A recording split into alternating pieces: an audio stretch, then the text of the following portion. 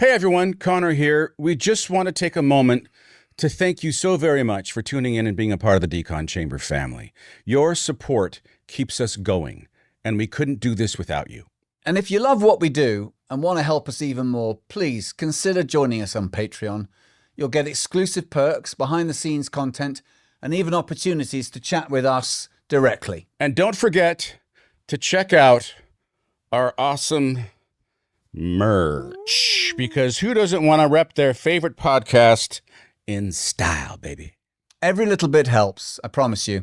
And we're really very, very grateful for all of you who make this show possible. So thanks for being there. And please enjoy this episode of the Decon Chamber.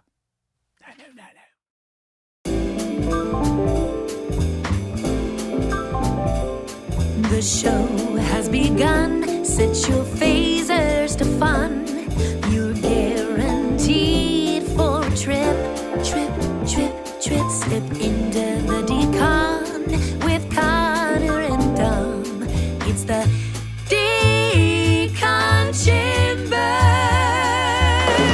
Ladies and gentlemen, boys and girls, Trekkies and Trekkers, welcome back to another episode of the Decon Chamber. I am Connor Trinneer, and my co-host, best friend, Dominic Keating. Hey, guys. We've got a very special episode for you, dare I say, a collector's episode. Indeed. We have Walter Koenig. Walter, thank you for having us, sir. Yeah, thank you so much. We have Dave Tabb, our executive producer, and Yes. these two gentlemen are extraordinary collectors. Walter has been kind enough to allow us to be in his collector's lair here. It's a thrill to be able to explore a lot of this stuff, and also to just talk about the general sense why people collect, Yes. what gets them involved in collecting, and I think this is going to be a lot of fun. It's going to be great. Yeah, The full culture of collection. And we were in the chat we were having before we got up here and mic'd and ready for the cameras. Dave and Walter were talking, and Dave had not been here before. And Right. when I brought him up here to look around Walter's man cave, he was just literally aghast at the depth that this collection goes. Walter, first question. What was the first thing that you can remember maybe buying and thinking, oh, that will start me off? Kellogg's Pep is a breakfast cereal. Probably the most insipid, best breakfast cereal of all time. Tasteless. It was tasteless. It was cardboard. Right. But they had a premium in each box, a little pinback button. This is 1945, 46. And you bought the cereal. You had to buy the cereal to get the button. However, if you had a larcenous soul, if you were a felony at heart, there you could go into the supermarket when nobody's looking, grab a box, open up the bottom of the box, It would slip out. and take out the little pinback button, put the box back. I was very circumspect about putting the box back. I just didn't leave it on the ground or, or drop. No, I like a thief with a heart. well, I consider it a virtue, So I did that, and I had about half the collection when I got caught. Now let me. Oh, you did. Did you get nipped? You did get caught. Yeah, I got caught by a shopkeeper. by somebody who worked in the supermarket, and they took me back where they had the meat on hooks, and they told me they were gonna. I was about 10. They were gonna arrest me and take me to prison. I was there with my brother, who was 6 years older than I was. And I told them I was terrified. Because the meat on the hooks, I thought, that's where I'm going to end up on one of those hooks. That's you. Yeah. So we went looking for my brother. And at first he denied knowing me. He denied knowing you. Yes, I don't know him. Bless his heart.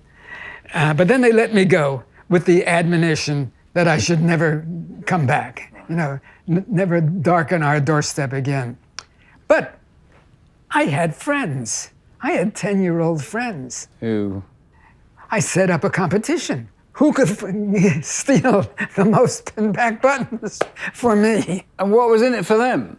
It was great. I finished my collection. But what was in it for the friends to go in and knit them for you? Just did it for the love of it. Just the sense of being a competition. criminal. Right, yeah. Do you still have those? Yes. Oh no, I don't have those. No. Everything went. The traditionals. The story that is part of every collector's life is the mother who threw everything out. Did you suffer from that at all? No, I did not.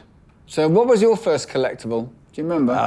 And how old were you when you got into the... I started collecting, it was probably after seeing Star Wars for the first time in 1977. Right. And then going down to the toy store and buying the comic books and some of the action figures and that kind of stuff. I remember one of my favorite toys was this Planet of the Apes toy from the early 70s, which I'm still trying to replace. That probably was thrown away by my mom. That and some of the old Hot Wheels stuffs and the old collecting cars and the Matchbooks cars, the vintage, the lunch pails, the game boards, but lots of comic books, lots of baseball cards. What do you think draws a person to be a collector? I'm not particularly one. I never really was into comic books or any of those sorts of things. What do you think it is about someone's memories? Psyche, memories. There's for Star Wars, it's kind of like it's familiarity. It brings you home to like seeing different things in my room. It reminds me of certain times in my life. Nostalgia. Nostalgia. Seeing things. I come to the creation shows every summer with you guys, where I met you guys many years back, and it's where I met you for the first time. And it's the enjoyment of also putting together collectible pieces, like buying a original lithograph or a uniform, and then taking it around over years and years and having people like Walter and people like that sign it, to where at the end of 10 years it has 120 autographs on it. It's the challenge and the fun of doing it. Right. Yeah. It's a quest. It's a quest. Yeah. So for some collectors, we enjoy the quest. Like if you look around this room, this is probably one of the most insane collectible. I mean, I'm in awe. I mean, the amount of pieces in here are mind-blowing. Just the big little books behind us here, or behind you. You would think you would have one of these. I know. Or two of these books. There must be, I've got to think there's 200 of them there. 500. Do you have all of them? I have all the big little books except those that didn't have art. There are some books that were taken directly from motion pictures. And instead of art, they had photos. Right. And I felt that was beneath me. In what way? I don't know. There's nothing rational and insane about this stuff. The big little books, just to go back to that, so you started collecting these as an 8-year-old or something? Or 8 or 9 years old. They were too big to steal. Yeah. And how much was a big little book in those days? Do you have any recollection? 10 cents. 10 cents, which was pocket money. Do you remember how much pocket money you used to get in those days? Well, the curious thing is I never got an allowance. No? No. I never thought about it. Right. People that I knew were getting allowances, I didn't care. I had nothing to buy except big little books. And if the new, they usually came out 7 or 8 at a time. And where did you keep these at home, in a family home with a brother and mum and dad? And how did your parents react to you? I kept them in a closet. You did, right? In a bookcase. Right. And I had 40 or 50. Right. Did you take them off to college with you? I read them. Well, no. I mean, to be able to keep your collection, you go off to Grinnell and then you go to UCLA. And did you have all of your collections with you? Down the incinerator. Everything went down the incinerator. Not me. Mama. Oh. Literally. So did you go back and recollect them, as it were? Then? Well, 1967, I was in a bookstore with my wife, Judy Levitt, and she saw my oohing and eyeing and these big little books that somebody had kept, and they were selling, but it was Cherokee Bookstore. And she went back and bought me one. And For, that's I don't know, it's like $1. right. Wow.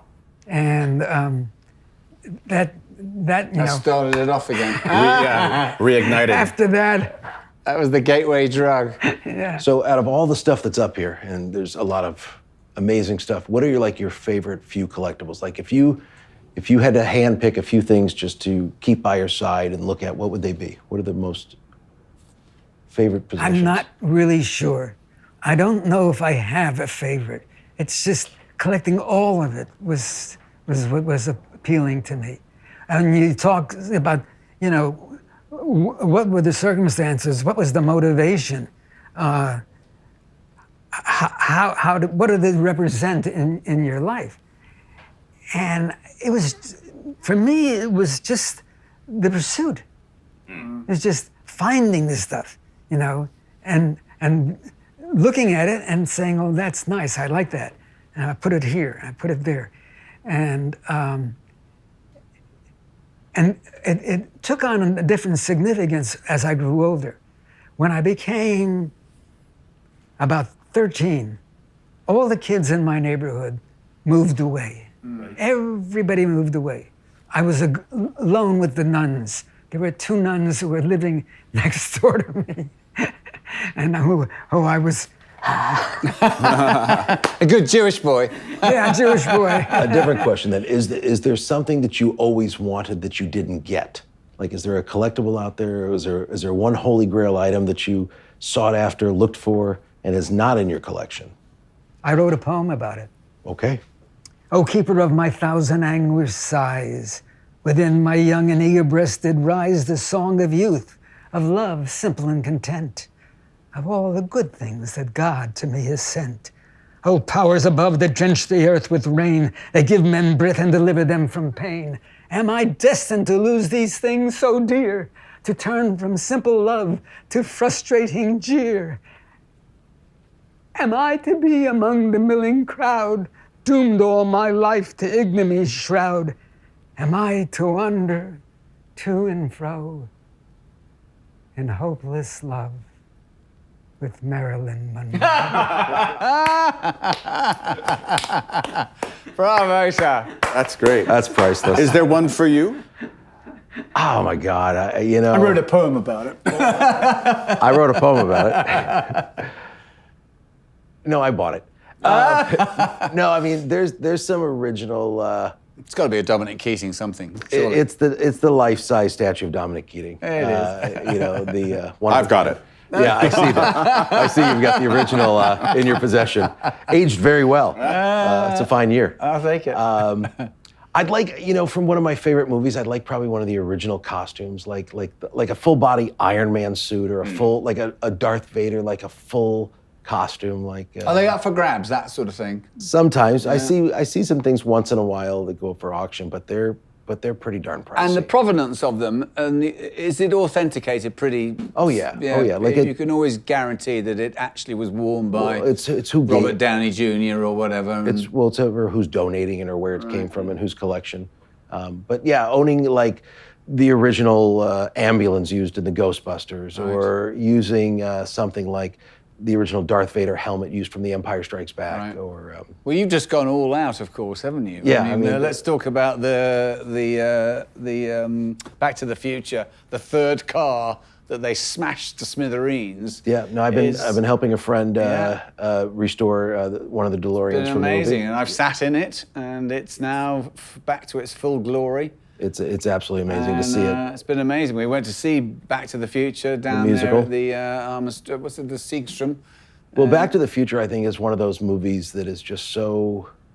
It brings us out at like a child, when we saw it, and we have so many memories from when we saw it that to actually have the opportunity to help a friend restore the car was just priceless. It was and then to see it come together. And then be able to stand in front of it, like you said, be able to take pictures in front of it was just absolutely amazing. At what age for you was it that collecting became important as opposed to admiring things? And you were into comics, I'm assuming? I was, yeah. I mean, like I said, I started very early on it with baseball cards in the early 70s, I think, as a kid. And I remember having like Mike Schmidt's rookie card and Steve Garvey's rookie card and Pete Rose's rookie card and and I wanted to try to complete some of the sets as a kid, and then comic books, and then action figures and toys. Do you still have a lot of this stuff? A lot of it, yeah. A lot of it. And then I think it just kind of brings back a lot of childhood memory. There is. I read about collecting. I mean, it's either nostalgia and a sense of, my safe place, as it were, or it's the quest. There's a lot of one-upmanship too when you get into the weeds of it with other collectors. Like I'm the only one that got that. I think as you start to get into really collecting, I think what becomes fun is trying to better your collection. Meaning, I had an original Darth Vader TIE fighter ship from Star Wars, and then I remember trying to get a better condition one, and then a better condition, and then the same thing happened with like Star Wars comic books. Like you've got a 9.4 graded Star Wars comic book #1, and then you want the 9.5, and you want the 9.6, and continually trying to find one that's in better condition. So it's all about finding one of your favorite toys and then continually putting it, getting a better one of it. How much time do you put in seeking these things out? Too much. Yeah. The amount of money you've probably spent in your lifetime buying this stuff, which some people call crap, is you could have bought 12 houses over. You could have put all your kids through college a dozen times over. And then the big question is, when are you going to sell it? Or if you're going to at all. Right. And then the kids decide, when they tell me when I pass away, they've already divided up what they're each taking. One's taking the Marvel, one's taking the Star Wars, one's taking the baseball. Don't you want to set up a museum and just... I do. Yeah. I do. That would be the cool thing to do. I just like looking at it sometimes. Yeah. How much of a sense of identity do you both get out of the collection? I mean, how much was that a part of the mix? I think that's what I was alluding to when I said the psychological. Right.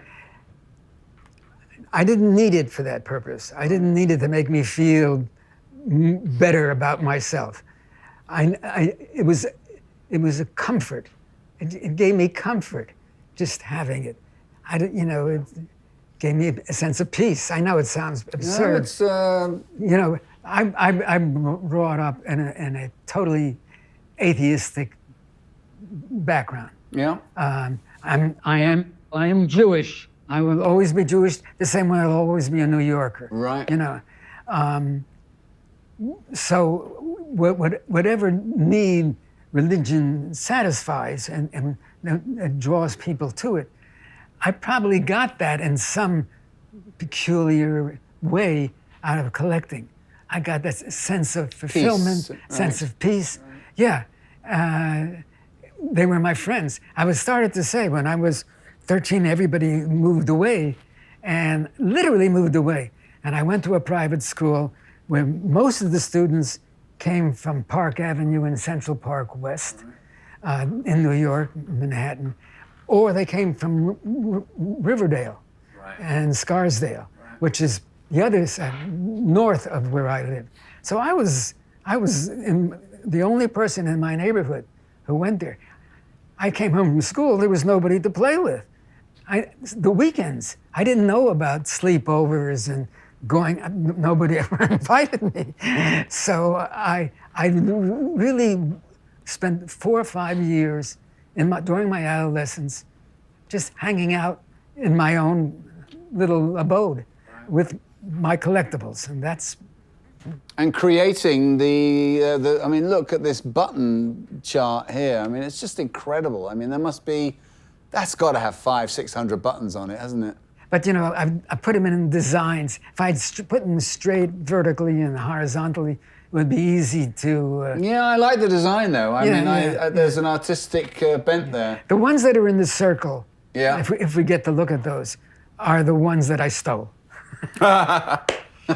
What's interesting is I have thousands and thousands of collectibles in my house, and people come into my man cave like this, and to show the familiarity of what people think about when they look at collectibles, and I'll tell you what my favorite thing is when I walked in here in a second was, people make a beeline usually, and it's not the most expensive piece of my collection, but they go for the hoverboard. They go for the Darth Vader helmet. Right. They go for the original, like a Superman comic book. Yeah. Or they go to something that they relate to. It's not always the most expensive thing. There's like a holy grail. There's the They're the stand-up, right. But people iconic pieces, they look right? at things like in the room, like the hoverboard. It's signed by Michael J. Fox and Christopher Lloyd, and it's the first thing people pick up. Right. Yeah. Or the gauntlet from one of the Avengers movies. It's just funny how when people walk in, there's could be thousands of things around the rooms that are much more valuable, and they pick up that. Right. Or they have helmets and they want to put them on. Right. Like they want to touch it, or can I try this uniform Do you let on? them? Is that allowed? Sometimes I do. Depends on who it is. So for me, Not your head. on the wall up here is like, they look like the old tobacco cards, and it looks like a complete setup there on the wall. It's the top picture up there on the wall of The tobacco cards you've got. Yeah. Yeah. And it's not just, you don't have just one of them, like a T206 Honus Wagner card, which is worth tens of millions of dollars. You have a whole set of them. And it's an absolute gorgeous collection of cards. Did you display. smoke to get them? Or No, never smoked, never drank, You just stole never them. did drugs. But Marilyn Monroe was very heavy in my thoughts. So did you buy cigarettes to get the cigarette cards? No. Those cards precede me. They were before I was around, in 1920s. So you bought that as a set, as a collectible set. Yeah. Do you remember what you paid for them back in the day? Not, for the day it was, it was okay. Yeah. Now it's $10 maybe? maybe. Yeah, God bless. Yeah. Yeah.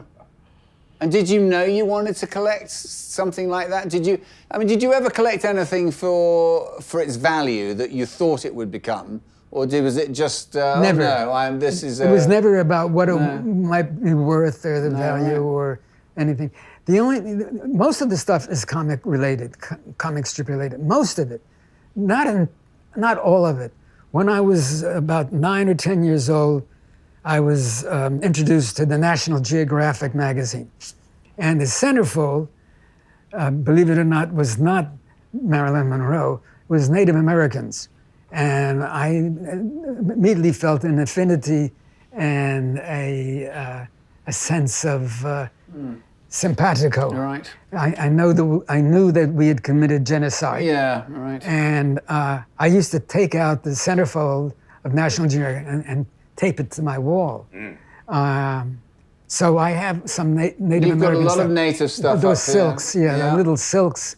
And on the staircase there is pinback buttons of Native Americans. I wrote a really good. Are they contentious now? The images of those as in Like the blackface in the modern stuff that era. you can Yeah, get. is there a contention to that now, or is I don't think so. you don't think so? It's not I like don't the think so. Indian cigar guy. It's not like it's not like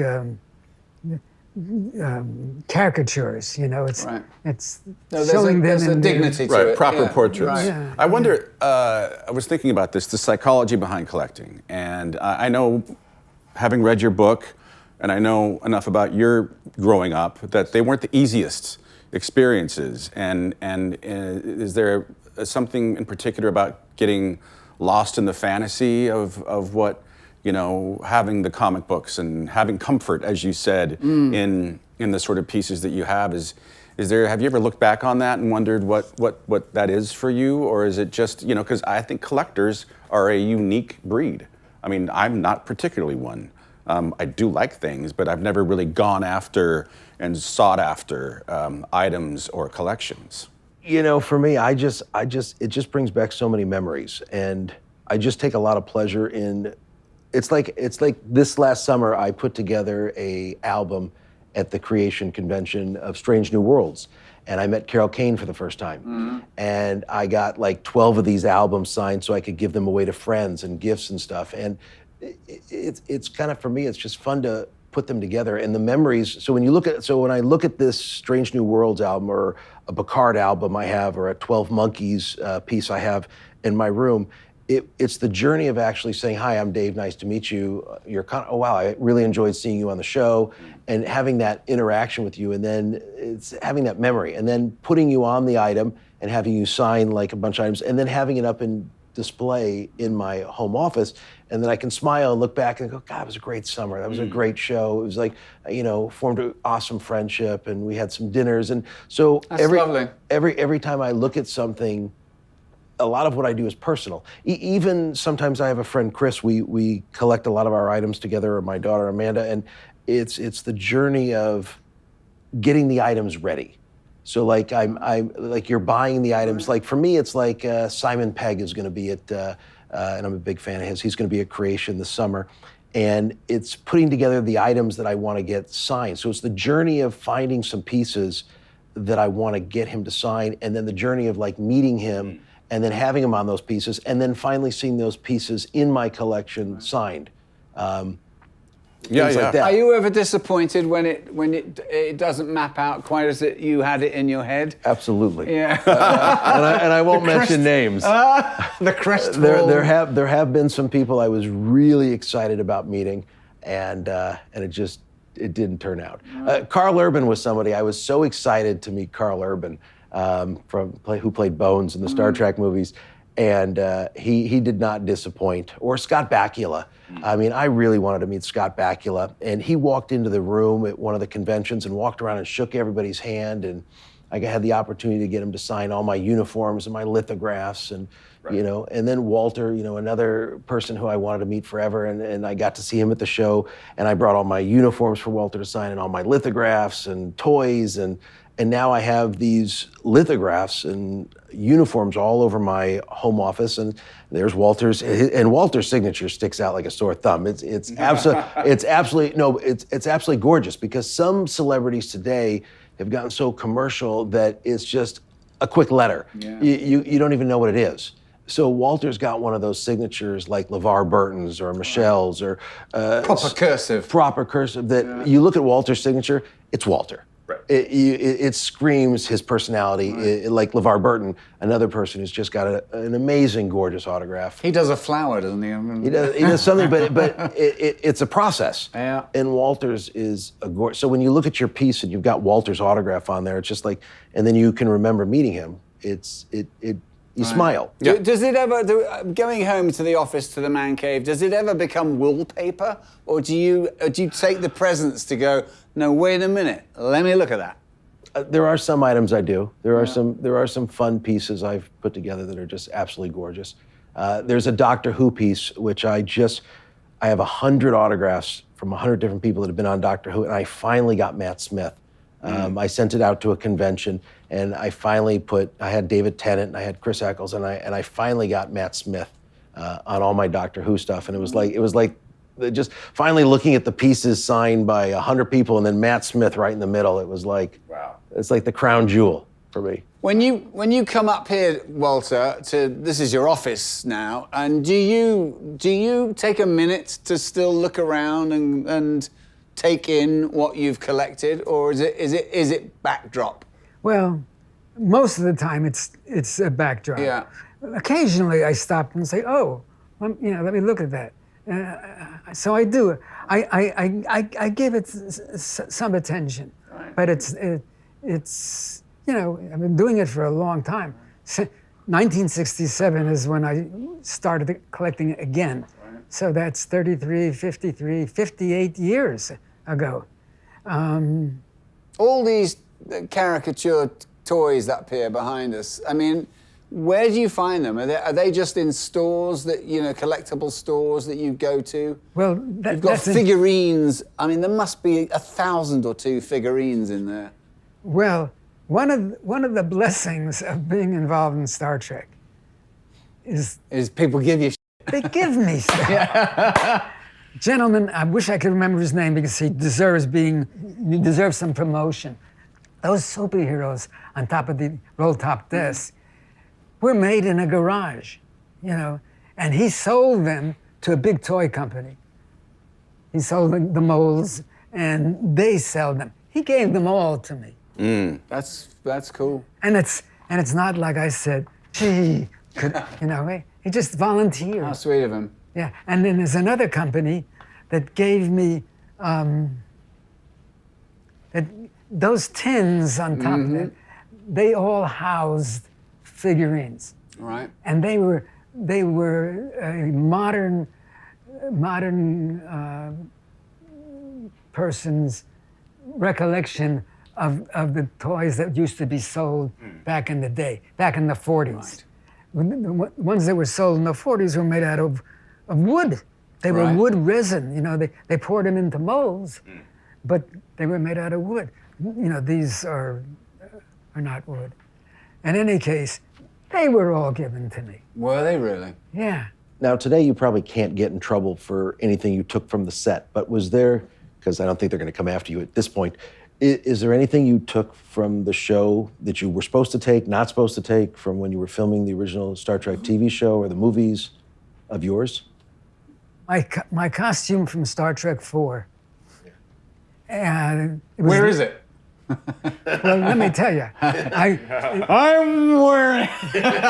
So the leather jacket was really nice. Uh-huh. The leather pants, you gotta wonder about. Do you wear leather pants? After a in certain Hollywood? age. So I got an offer. Oh, you sold those? I sold them. You did? Yeah. And if I told you, you'd probably blanch because it wasn't enough. It was not enough. I would have. But I was very happy. I sold them to somebody who I was a friend with. Right. So. Do you still go to the Rose Bowl or places where you can find collectibles? And the second part of this question is, are there still, for both of you, are there still, finds that you're like, you know what, I got that for $20.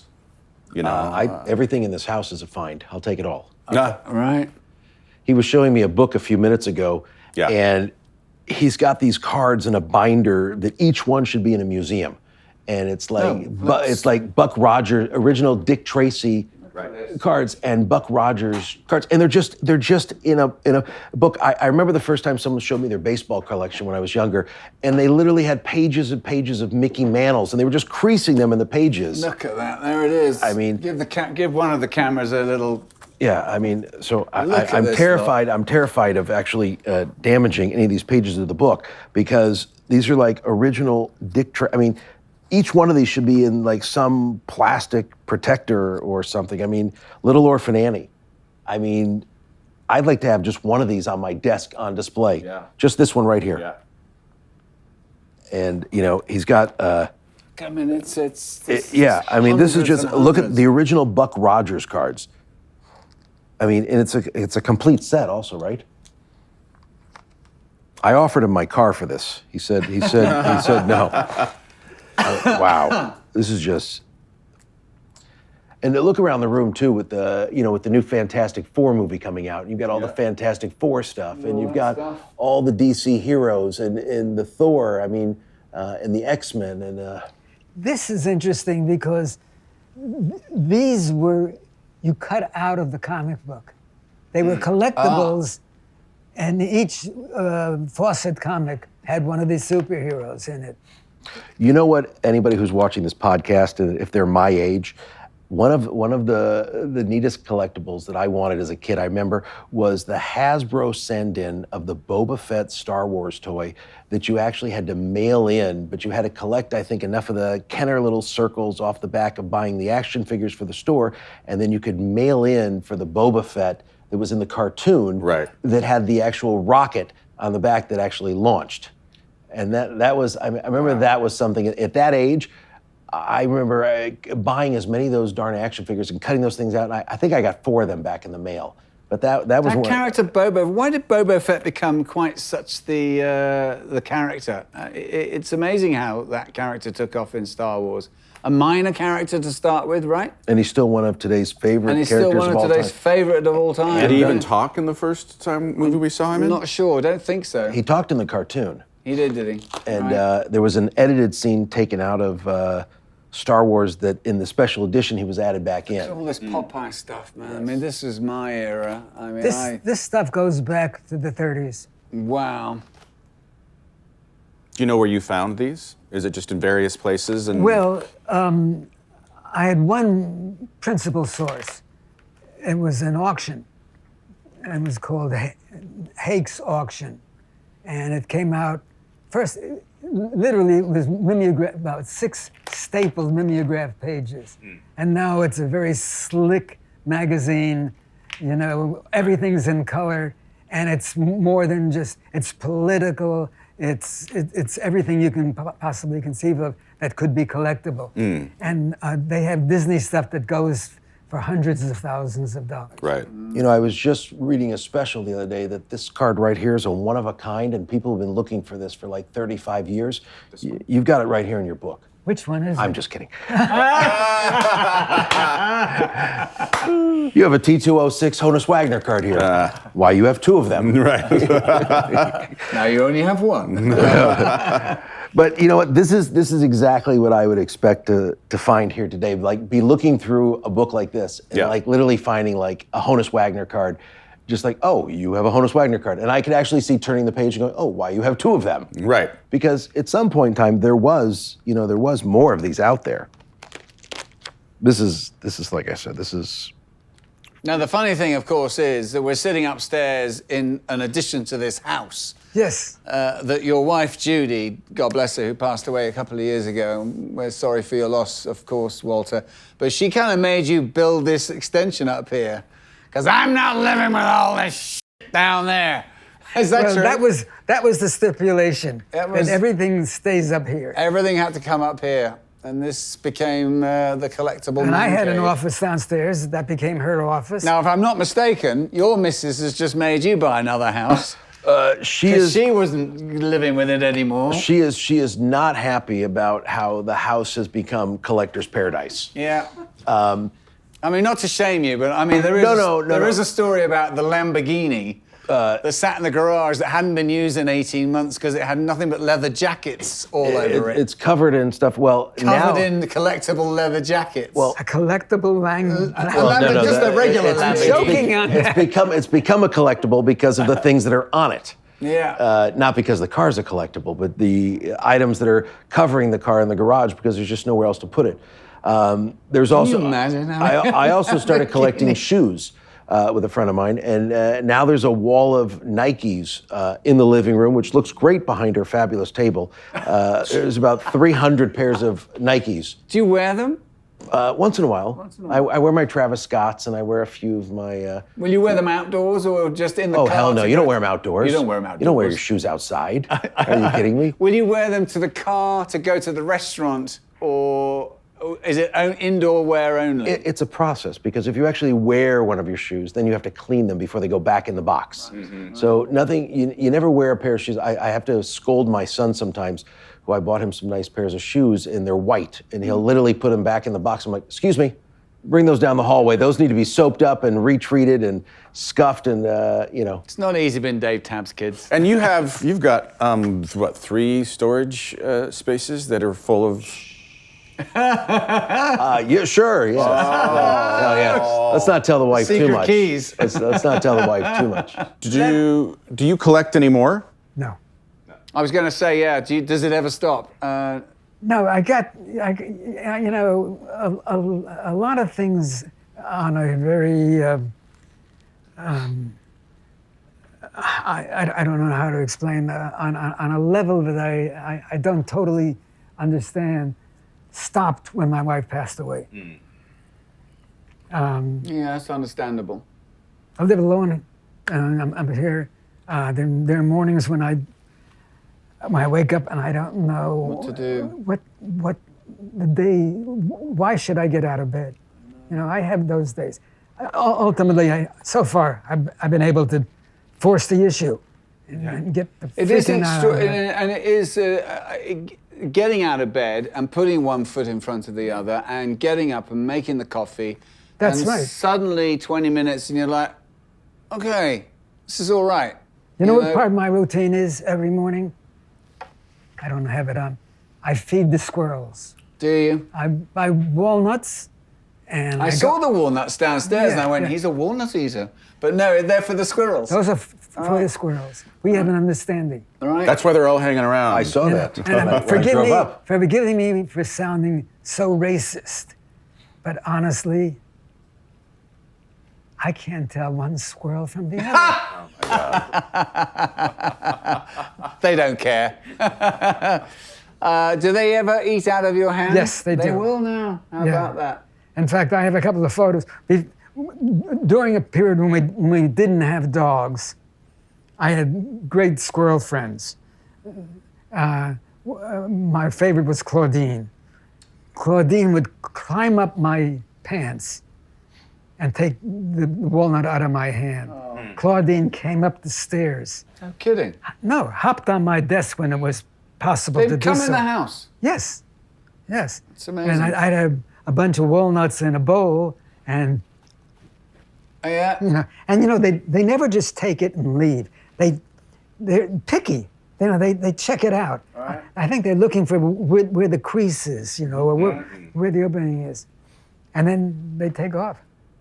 This one's past due. This one, Yeah. this is going to put that one down. Oh, I have an avocado tree in my Yeah. garden, and the amount of avocados when my tree gives them. I thought Snow White lived here. Pulled up, all the animals are outside, the squirrels Yeah, are all right. around the house. It is. It's a little Disney house. It's isn't very it? Disney. It's very and there's pretty. several Disney things here, too. It's very pretty. Will your collecting ever stop? Never. My wife hopes so. I mean, it's overwhelming. I mean, every time I think I have everything I want, then there's something else I want. Well, they put a new show out. Well, I'll give you an example. know. All my friends were getting ready for the big creation show this summer at Star Trek.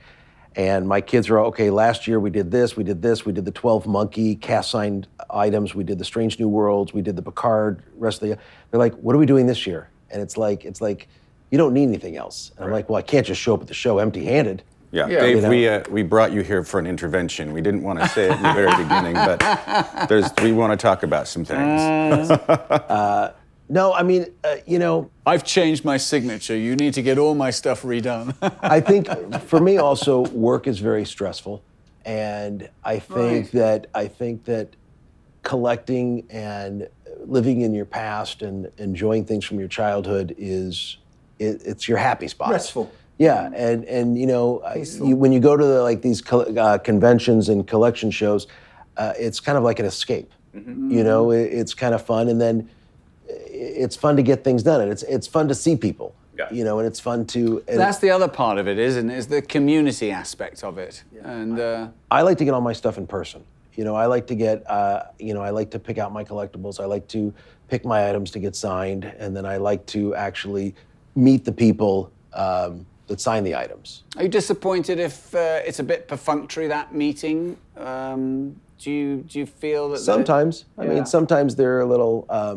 I will tell you something interesting. Someone who I really wanted to meet was Whoopi Goldberg, and because she was on Star Trek and she played Guinan. Who was? Whoopi Goldberg.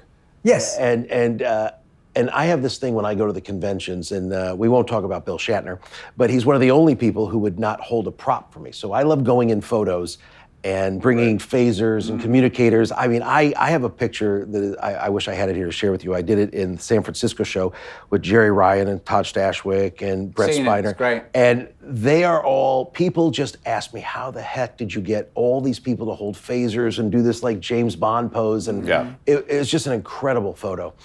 And of course, every time I would ask Bill to hold a prop, I don't hold props. And I'm like, oh, okay, no big deal. So Whoopi Goldberg is there at the same show, of course. And I'm like, oh my God, Whoopi Goldberg. Yeah. And I'm just like, I'm not going to do it. I'm not going to ask Whoopi Goldberg to hold a phaser and a communicator. So as I'm getting up there, I put it, and she goes, what's that? And I'm like, oh, I brought props and stuff to hold. And she goes, well, give them to me. Let's do this.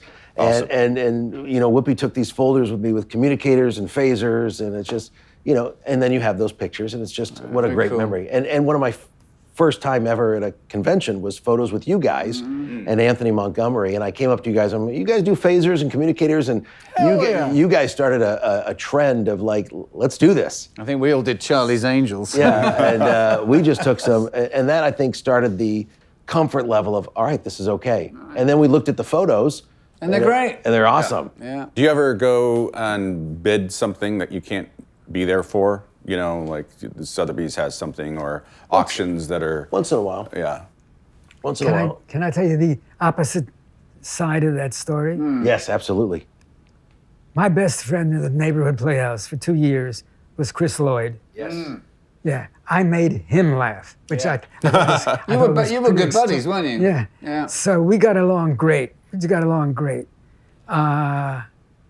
So come out here, life goes on, people move different directions. I'm doing Star Trek 1, the motion picture. He's doing Taxi. So I go and I'm Paramount.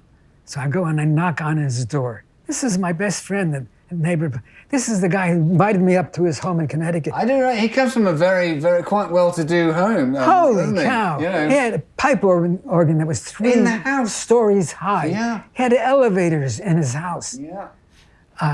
So I knock on his dressing room. Door opens. Chris, how you doing? That's very good.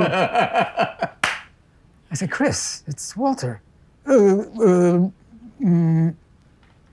got a word out of him. Amazing. Really? He played that Reverend Jim He'd become Reverend Jim. for 10 minutes. Pissed me off. Totally pissed me off. You don't do that with friends. No, it's a funny business, isn't it? When people think they get to a certain level, and now if you're not at their level, I'm sorry, we can't be friends anymore.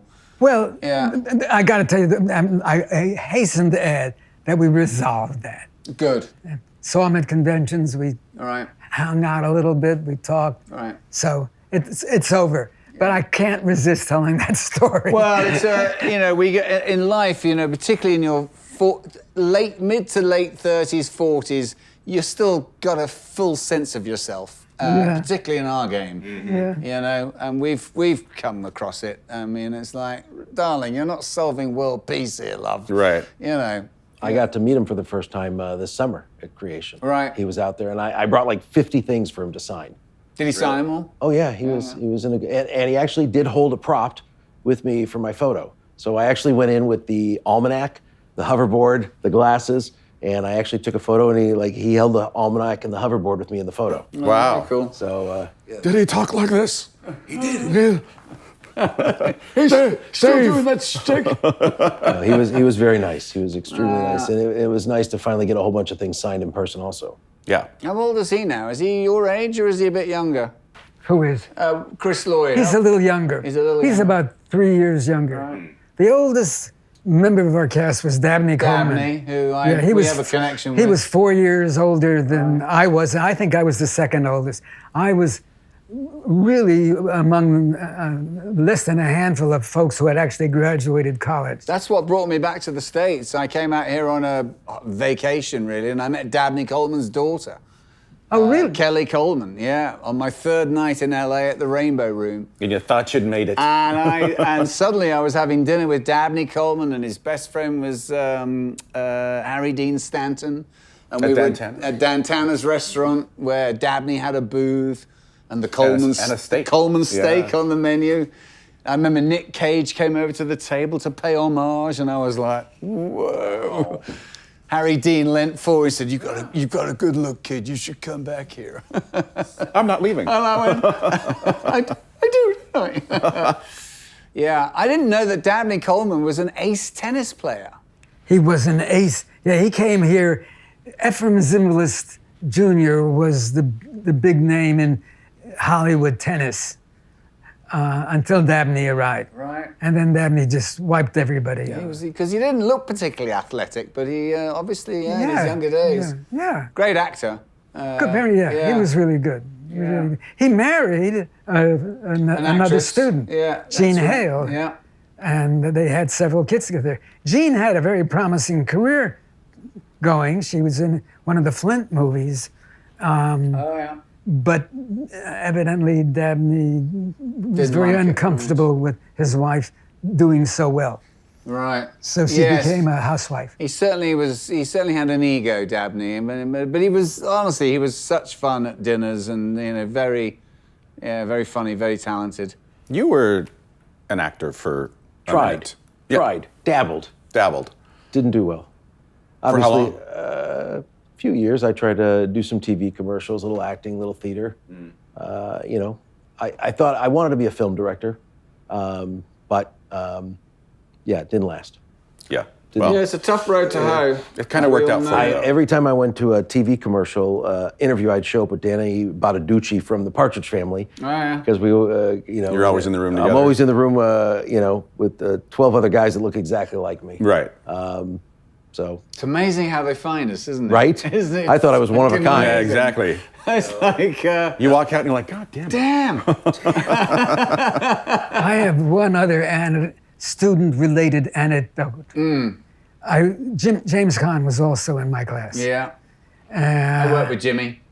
Jimmy. I did Las Vegas with him. Yeah. Yeah, that's great. TV show, yeah. Was he friendly? He was nice that week. He loved me. He loved me being English. I got the English card. So. Because apparently there were some weeks he was just hateful to people. So we ended up, coincidentally, playing opposite each other in an episode of the Alfred Hitchcock Hour. Yeah. He played the good guy, and I played the bad guy. Yeah.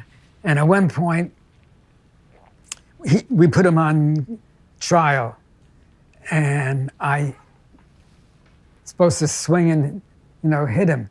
The camera was over my shoulder. I was wearing this ring.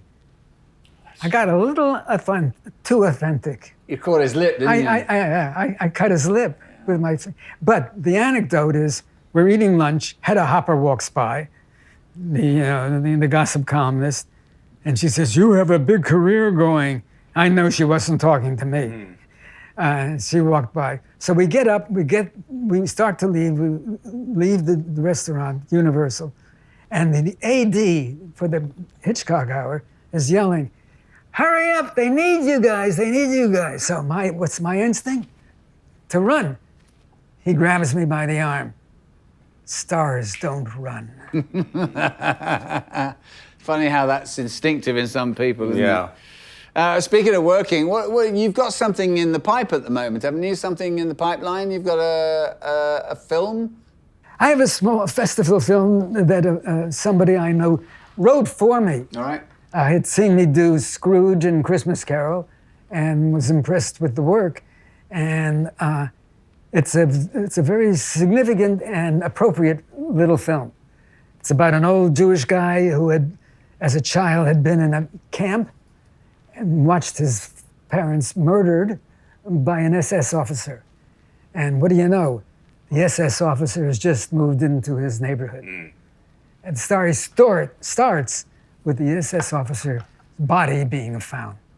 And now they're looking for the perpetrator. Wow. That's very interesting. It's a challenging role. I played with a German accent.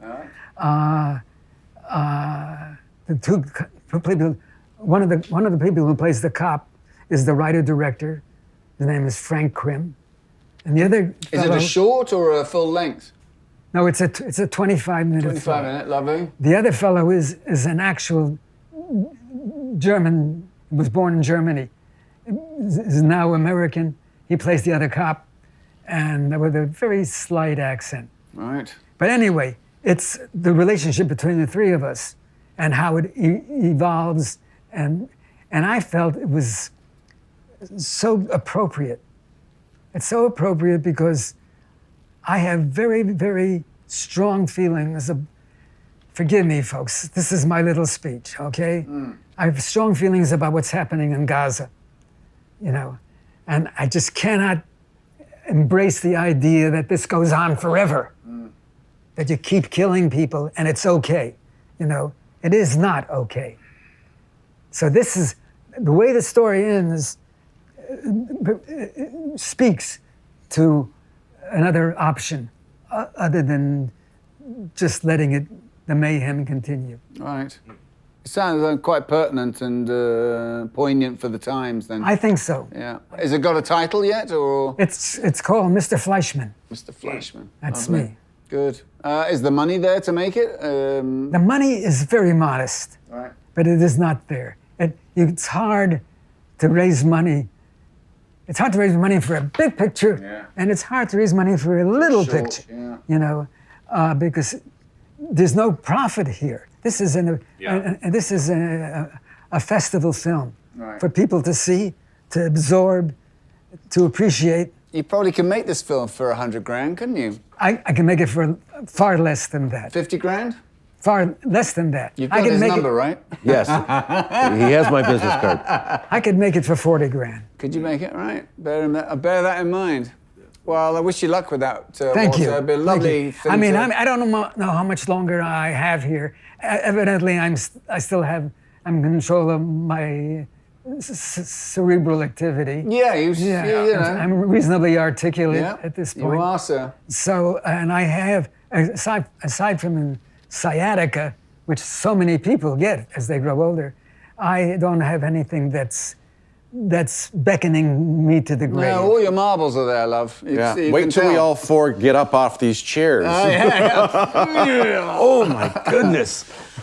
Well, it's been absolutely lovely, and thank you for having us around, Oh, mate. my pleasure. I'm really glad that we could. And so spend nice this to time. listen to this man and learn Thank so you. much. Thank Thank you You so know, much. it's Thank you so much. it's great to hear the stories about collection. And, It is. It's a and phenomenon. and what it does for you, and what it does for you know, your psyche.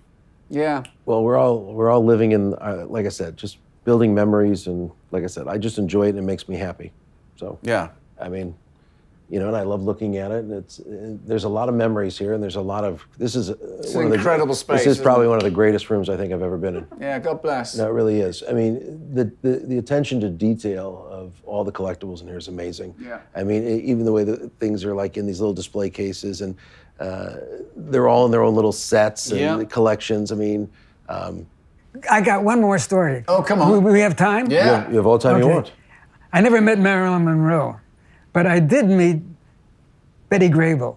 Do you know who Betty Grable yeah, of is? course. Everybody know who Betty Grable She's is? a nose cone art Okay, lady. so I'm doing a play with Jackie Coogan, Oh. who played the kid Yeah. opposite Yes. Charlie Chaplin. Yes, of course. We're doing a play. I left Star Trek to do the play because I got crazy. That's right. You I got went away for a crazy month. with aye, sir, Warp Vector 2, sir. No, Warp Vector 3, 4, but that was my entire dialogue. Were you doing the German again then?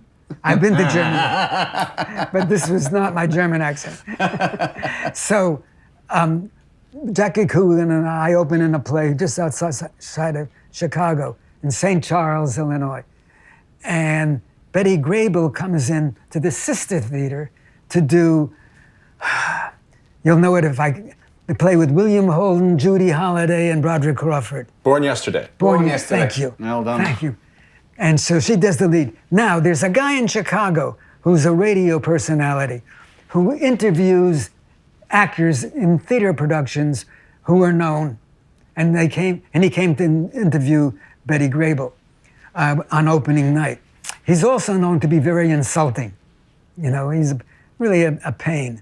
In any case, so the play opens, she does extremely well.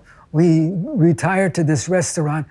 Coogan and I are invited to sit with them while he interviews her. At one point, he turns to me and says, "I bet you never even heard of Betty Grable." And I said, on the contrary, I know that when Miss Grable leaves here, she's taking Born Yesterday to New York. She has to do with in a Broadway theater. She has two pictures, one in Western Europe, one in Eastern Europe, which she's scheduled to perform in. And she has a television series. I'm making this up as I'm going along. You know, and she's just sitting there and looking at me with no expression on her face. Like, what? But it wasn't negative. So, and then I got up and I left. I went back to the table. Okay, they end their conversation. I'm going to the bathroom. Betty Grable is coming off the dais. She stops me, takes my head in her hands, and says, "Baby, you got class," and kisses me on the lips. Oh, nice. That's a beautiful story. That's awesome. That's something you remember. Heck yeah. No kidding. Absolutely. Okay, we're done. Life in the business. Thank you guys so much. Thank you, guys. Thank you.